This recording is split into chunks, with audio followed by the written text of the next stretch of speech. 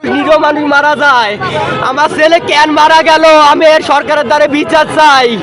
আমরা গরিব মানুষ, দিনা দেখো ঢাকায় আইছি, 2টা টাকা ইনকাম করে দিনা দেখ সৌদে আমি বাসায় যাব।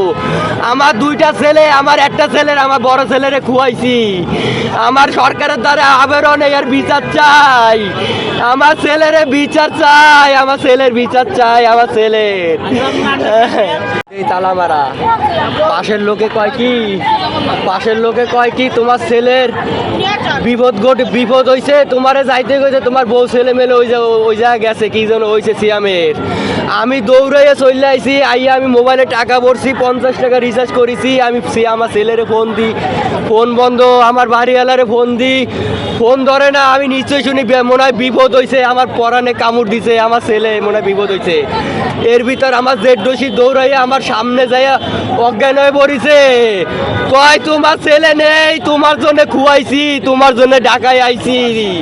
সে আমার ছেলেকে গিলু মিলু নেই, উসার থেকে বোম মারছে, দোকান থেকে বের হইছে, 4 কাপ দিতি মনে হয় ফিলার মতো বোম মারছে, সেই বোমটা আমার ছেলের উপরে পড়িছে।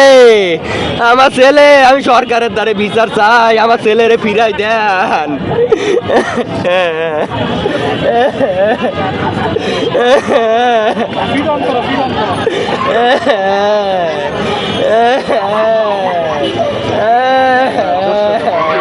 আমার নাম আলী আকবর মজুমদার।